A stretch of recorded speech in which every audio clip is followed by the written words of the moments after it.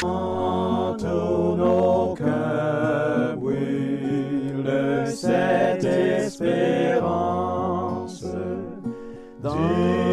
retour de notre Sauveur. Différents faits divers nous interpellent et nous incitent à la réflexion. Ils annoncent un événement imminent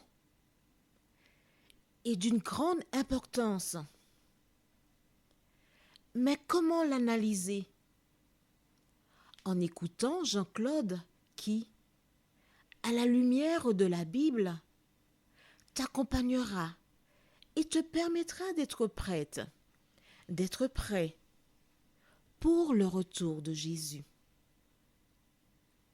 Note que les éditions spéciales sont disponibles sur YouTube. Quelle est la réponse 2? Le 2, c'est le chiffre. Je te salue fraternellement en Jésus-Christ, le Sauveur du monde.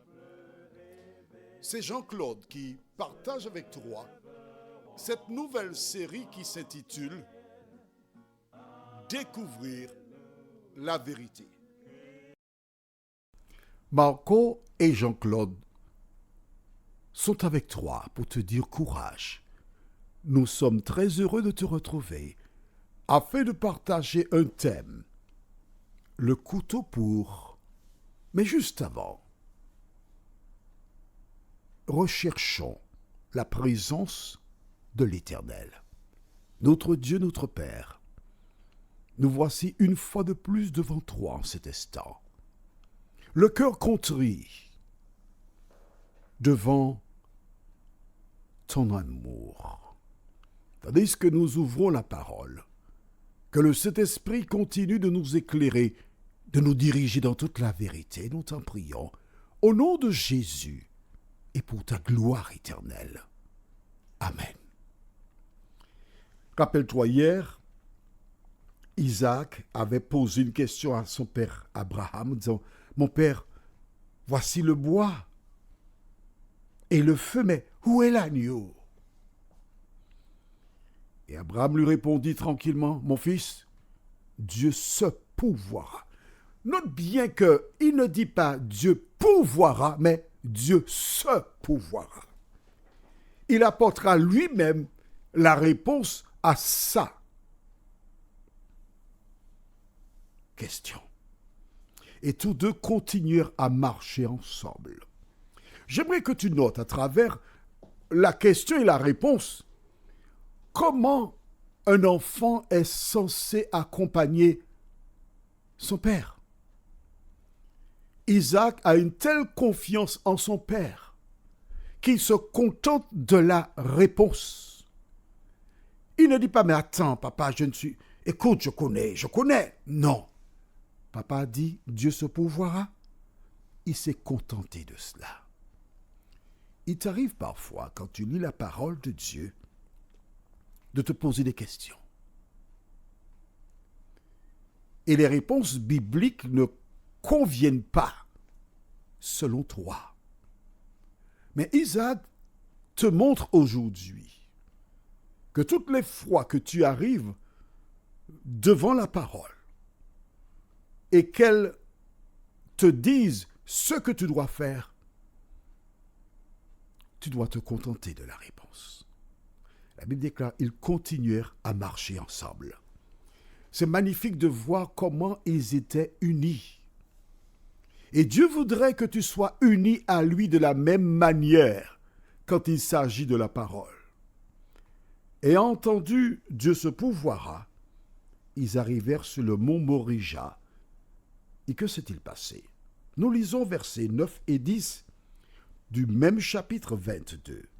Je voudrais te rappeler que découvrir la vérité, c'est de marcher avec toi de même pas, paisiblement, afin de voir l'évolution de la parole.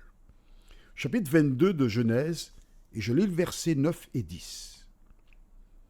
Lorsqu'ils furent arrivés au lieu que Dieu lui avait dit, Abraham y éleva un autel et rangea le bois. Il lia son fils Isaac et le mit sur l'autel par-dessus le bois. Puis Abraham étendit la main et prit le couteau pour égorger son fils. Alors l'ange de l'Éternel appela des cieux et dit, Abraham, Abraham. Et il répondit, me voici. Tu as vu que j'ai été jusqu'au verset 11 avec toi. Mais prenons le temps pour découvrir ensemble les versets 9 et 10.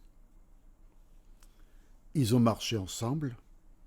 Ils sont arrivés au lieu choisi par Dieu. Note bien que ce n'est pas Abraham qui a choisi le lieu, mais c'est Dieu qui a choisi le lieu. Dans les moindres détails, Dieu dirige ta vie. Pourquoi là? Pourquoi laisser sa demeure? Et rappelle-toi, lorsqu'il laissa les serviteurs, on va lire cela au verset 5, toujours du même chapitre, on n'est pas pressé. On va lire verset 4, puis 5. Le 3e jour, Abraham, levant les yeux, vit le lieu de loin. Et Abraham dit à ses serviteurs, « Restez ici avec l'âne, moi et le jeune homme, nous irons jusque-là pour adorer et nous reviendrons auprès de vous. » Il avait déjà marché 3 jours. Pourquoi 3 jours? Peux-tu me répondre? La Bible ne donne pas tous les détails.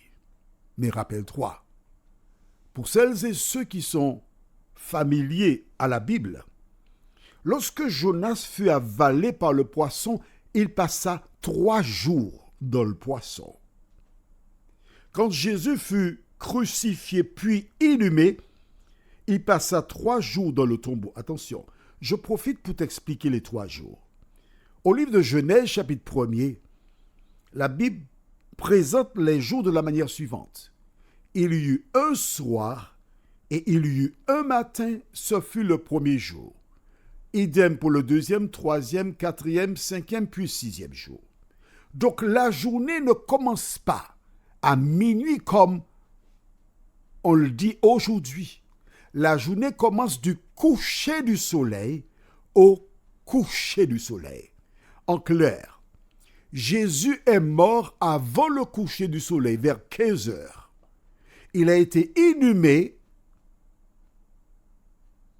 avant le coucher du soleil. Donc, le jeudi, parce que la journée commence du coucher du soleil au coucher du soleil. Donc, de jeudi coucher du soleil à vendredi coucher du soleil, c'est jeudi.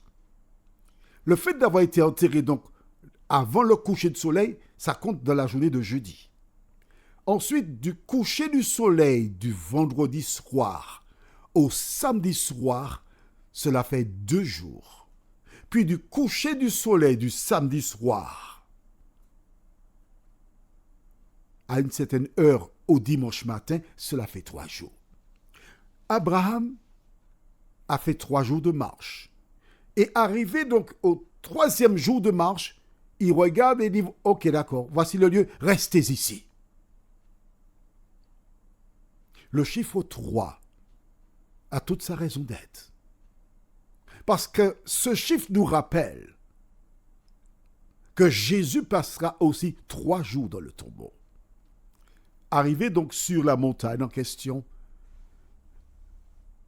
Abraham prend les pierres. Isaac l'aide à faire l'autel. Il place le bois. Note avec moi qu'Isaac ne pose pas de questions, mais papa, où est l'agneau? Tu vois, je t'avais dit cela. Où est l'agneau, papa? Dis-moi. Tu m'as dit, Dieu se pourvoira. Non, il ne pose pas de questions. En revanche, la Bible ne donne pas tous les détails. Parce que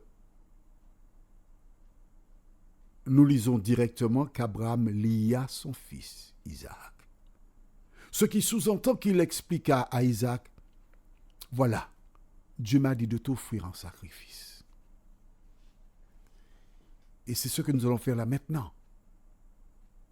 Abraham attache Isaac, qui ne court pas.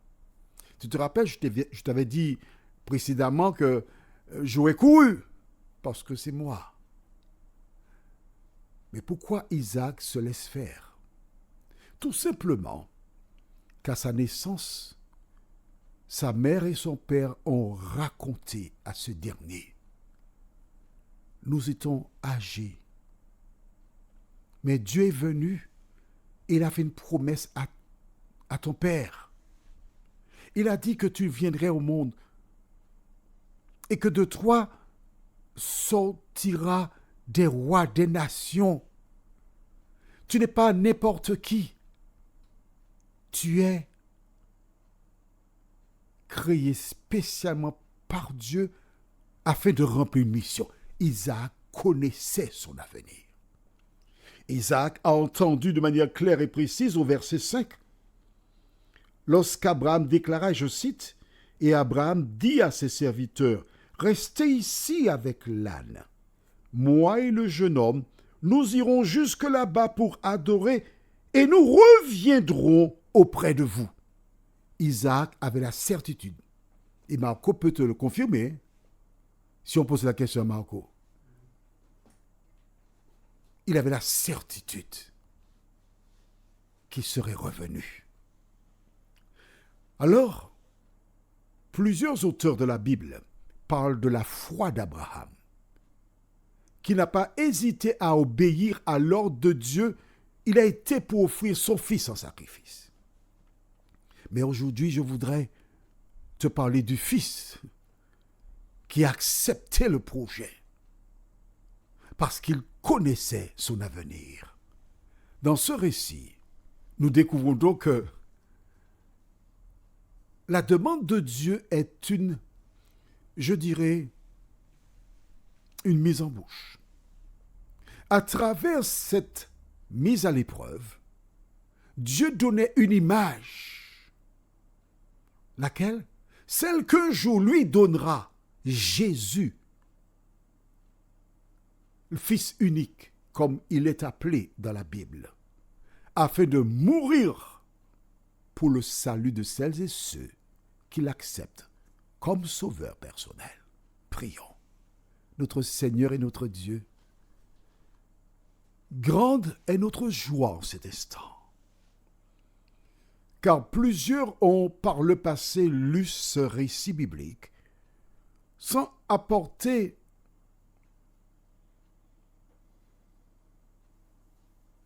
l'attention qu'il fallait. À travers l'exemple d'Abraham, nous voyons comment il est difficile pour un père d'offrir son enfant. Mais quand le père a confiance en son Dieu, il ne se pose pas de questions. Seigneur, toutes les fois que nous lisons ta parole, d'aide nous aider à ne pas nous poser de questions, nous t'en prions. Au nom de Jésus et pour ta gloire éternelle.